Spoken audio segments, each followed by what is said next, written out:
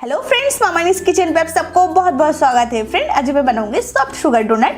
तो फ्रेंड, आप पहले कभी शुगर डोनट नहीं बनाया है या तो फिर आप डोनट बनाते हुए फेल हो गए हैं, आपकी डोनट बहुत ही सख्त हो जाती है, तो ये वीडियो सिर्फ आपके लिए है। आप ये वीडियो को जरूर लास्ट तक देखिएगा।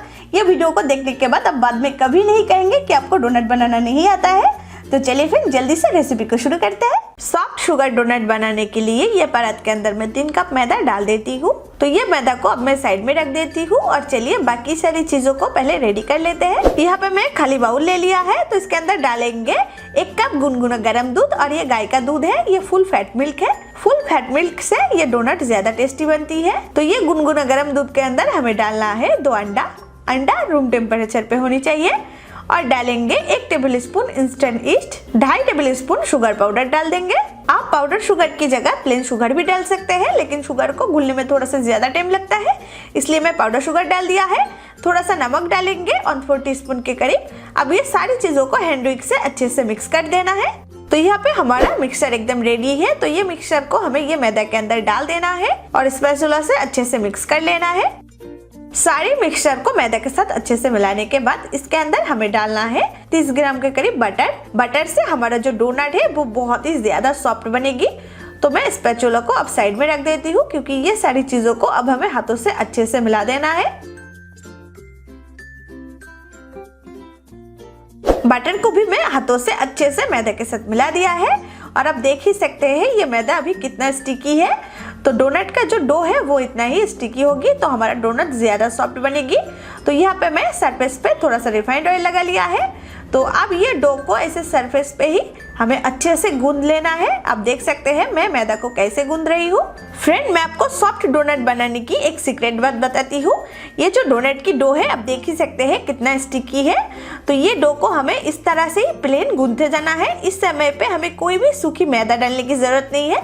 अगर इस समय पे आप सूखी मैदा डालेंगे तो डो तो अच्छे से सख्त बन जाएगी, लेकिन आप जब इसे फ्राई करेंगे तो हमारा जो डोनट है वो सॉफ्ट नहीं बनेगी, बहुत ही हार्ड हो जाएगी और खाने में अच्छी नहीं लगेगी।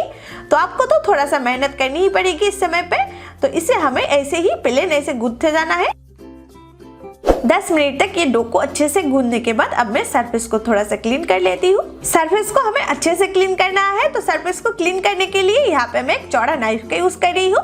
तो आप नाइफ से भी ये काम कर सकते हैं, या फिर आपके पास केक बनाने की जो स्क्रैपर होती है वो है, तो आप स्क्रैपर से भी ये काम अच्छे से कर सकते हैं। सरफेस को अच्छे से क्लीन कर देने के बाद हमें थोड़ा सा रिफाइंड ऑयल सरफेस पे अच्छे से लगा देना है, ताकि इसके ऊपर डो और फिर से ना चिपके। अब हमें ये डो को इस तरफ लेके आना है। आप देख ही सकते हैं अभी भी डोनट की जो डो है वो कितना स्टिकी है। तो इस तरह का ही हमारा डो चाहिए, डोनट के लिए एकदम परफेक्ट डो बनी है। और अब ये डो के ऊपर अच्छे से रिफाइंड ऑयल लगा देना है, ताकि डो सरफेस पे और हमारा हाथों में और ना चिपके। तो इस तरह से डो को थोड़ा सा सेट करेंगे, क्योंकि डो को अब हमें रेस्ट पे रखना है। डो को रेस्ट पे रखने के लिए यहाँ पे मैं खाली बाउल लिया है, इसके अंदर थोड़ा सा रिफाइंड ऑयल अच्छे से लगा देंगे, ताकि डो बाउल में ना चिपके। फिर ये डो को हमें सूती की कपड़ा से ढक के 1 से 2 घंटे के लिए रेस्ट पे रखना है। और एक बात फ्रेंड, ये डो को हमें कोई भी गर्म जगह रखनी है। तो चलिए फ्रेंड, मिलते हैं 2 घंटे के बाद। तो फ्रेंड, 2 घंटे के बाद मैं कपड़ा को हटा देती हूँ, और अब देख ही सकते हैं डो कितना फूल गई है, क्योंकि इसे मैं धूप में रख दिए थे। और अब मैं ये डो के अंदर की जो हवा है इसे मैं हल्के से निकल लेती हूँ।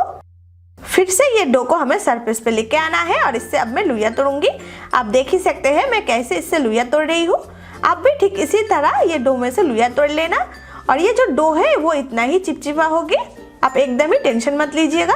तो ये डो को मैं पहले चाकू से काट के 2 पार्टों में डिवाइडेड कर लेती हूँ। इसमें हमारा लुइया तोड़ने में थोड़ा सा आसानी होगी। इसे साइड में रखेंगे। तो आप डोनट जितना बड़ा या फिर छोटा करना चाहते हैं उसके हिसाब से लुइया को थोड़ा सा छोटा या फिर बड़ा कर सकते हैं। ये सारी लुइया को तो मैं मीडियम शेप में काट लिया है। सारी लुइया को काटने के बाद अब मैं हाथों से ये लुइया को थोड़ा सा सेट कर लेती हूँ। अब ध्यान से देखिएगा इसको कैसे सेट करना है। तो ये देखिए, ये सारे मुंह को एक जगह लेके आके इसको घुमा के अंदर की तरफ भर देना है, और इसको हाथों में ऐसे थोड़ा सा चिकना बना लेना है। तो सारी लुइया को मैं ऐसे ही सेट कर लेती हूँ। पहले सारी लुइया को अच्छे से सेट कर देने के बाद मैं थोड़ा सा रिफाइंड ऑयल को ऐसी लुइया के ऊपर लगा देती हूँ, ताकि ये डोनट की जो लुइया है ये सरफेस पे और ना चिपके। और अब हमें ये लुइया को डोनट की शेप में कर लेना है। तो ये लुइया को मैं उंगली से हल्का हल्का दबाते हुए ऐसे थोड़ा सा चपटा बना लेती हूँ।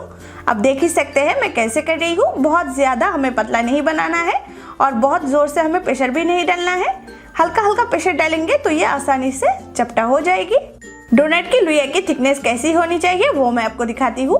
ये देखिए, बहुत ज्यादा पतला भी नहीं है और बहुत ज्यादा मोटा भी नहीं रखनी है। ठीक इसी तरह मैं सारे लुइया को ऐसे चपटा बना लिया है। तो फ्रेंड फाइनली ये सारे लुइया को डोनट की शेप देने के लिए यहाँ पे मैं एक पाइपिंग बैग का नोजल का यूज कर रही हूँ। तो ये नोजल की सहायता से मैं लुइया की बीचों बीच होल बनाऊंगी, हल्का सा दबाएंगे और इसका जो एक्स्ट्रा डो है इससे भी आप बाद में ऐसे डोनट बना सकते हैं। तो इसे साइड में रख देंगे। तो ठीक इसी तरह मैं बाकी लुइया की बीचों बीच ऐसे होल बना के डोनट की शेप में कर लेती हूँ। और अब ये डोनट की डो को एक प्लेट के ऊपर रखेंगे। तो प्लेट में मैं थोड़ा सा रिफाइंड ऑयल लगा लिया है। तो एक एक डोनट की डो को ऐसे हल्के से उठा के प्लेट के ऊपर रख देना है। और अब मैं एक्स्ट्रा बची हुई डो में से भी पहले की तरह डोनट बना लेती हूँ। तो सारी लुइया को मैं डोनट की शेप में कर लिया है। तो अब ये डोनट की डो को हमें थोड़ा सा रेस्ट पे रखना है, इसलिए इसे मैं सूती के कपड़े से ढक के 10 मिनट तक थोड़ा सा रेस्ट करने के लिए रख देती हूँ। फिर हम इसे फ्राई करेंगे। 10 मिनट के बाद कपड़ा को हटा देंगे और चलिए डोनट को अच्छे से तल लेते हैं। डोनट को फ्राई करने के लिए यहाँ पे मैं पहले से गैस को ऑन करके रिफाइंड ऑयल को गुनगुना गरम कर लिया है। तो ये गुनगुना गरम तेल के अंदर हमें डोनट की डो को एक एक करके छोड़ देना है। आपके पैन में जितना है आप उतना ही डालें, एक साथ ज्यादा हमें डोनट की डो को नहीं डालना है, नहीं तो डोनट बाद में फूल जाएगी और जगह कम हो जाएगी तो डोनट की शेप अच्छी नहीं बनेगी। और एक जरूरी बात फ्रेंड, ये डोनट को तलने के समय हमें गैस की फ्लेम को एकदम ही लो पे रखना है, नहीं तो अगर हम फ्लेम बढ़ा देंगे तो ये डोनट की शेप खराब हो जाएगी और इसकी एक तरफ जल जाएगी। और इसे पहले ही नहीं पलटना है, 1 मिनट तक इस तरफ होने देना है, फिर इसको मैं दूसरी तरफ पलटूंगी। तो आप देख ही सकते हैं कितनी अच्छे से हमारा डोनट फूल गई है।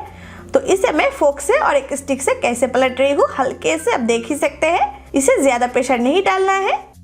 और ये डोनट की एक एक बेस को मैं 3 से 4 मिनट तक ऐसे हल्के आंचों में फ्राई करूंगी और हर 1 मिनट बाद हमें इसे दूसरी तरफ हल्के से पलट देना है। तो 4 मिनट के बाद आप देख ही सकते हैं डोनट का कलर कितनी सुनहरी हो गई है। तो एक एक करके मैं डोनट को ऐसे स्ट्रेनर के ऊपर निकाल लेती हूँ ताकि इसका एक्स्ट्रा तेल भी निकाल जाए और डोनट अच्छे से ठंडा भी हो जाए। तो यहाँ पे हमारा डोनट की पहली बैच फ्राई हो चुकी है। तो ठीक इसी तरह मैं दूसरी बैच को भी अच्छे से फ्राई कर लेती हूँ। ये देखिए फ्रेंड, हमारा सारा सॉफ्ट शुगर डोनट बनके एकदम रेडी है। कितनी सुंदर लग रही है दिखने में और ये तो बहुत ही ज्यादा सॉफ्ट भी बनी है। इसे खाने में तो बहुत ही टेस्टी लगेगी। तो ये सॉफ्ट डोनट को आप इस तरह से प्लेन भी खा सकते हैं, नहीं तो आप इसके ऊपर शुगर पाउडर भी डाल के खा सकते हैं, या फिर आपके बच्चों को चॉकलेट पसंद है तो इसे आप चॉकलेट में कोट करके भी आपके बच्चों को दे सकते हैं। तो फ्रेंड, आज की मेरा ये सॉफ्ट शुगर डोनट की रेसिपी आपको अच्छी लगी हो तो प्लीज मेरे वीडियो को आप एक लाइक कर दीजिए और अपने सारे दोस्तों और मेहमान के साथ शेयर करें। और ऐसे ही और भी नए नए रेसिपीज देखने के लिए आप मेरे चैनल को सब्सक्राइब करने एकदम ही मत भूलिएगा और सब्सक्राइब के साथ साथ बेल आइकन को भी प्रेस कर लीजिएगा ताकि मेरा हर नया वीडियो की नोटिफिकेशन आपके पास सबसे पहले पहुंच जाए। तो चलिए फिर मिलते हैं और एक नई रेसिपी के साथ।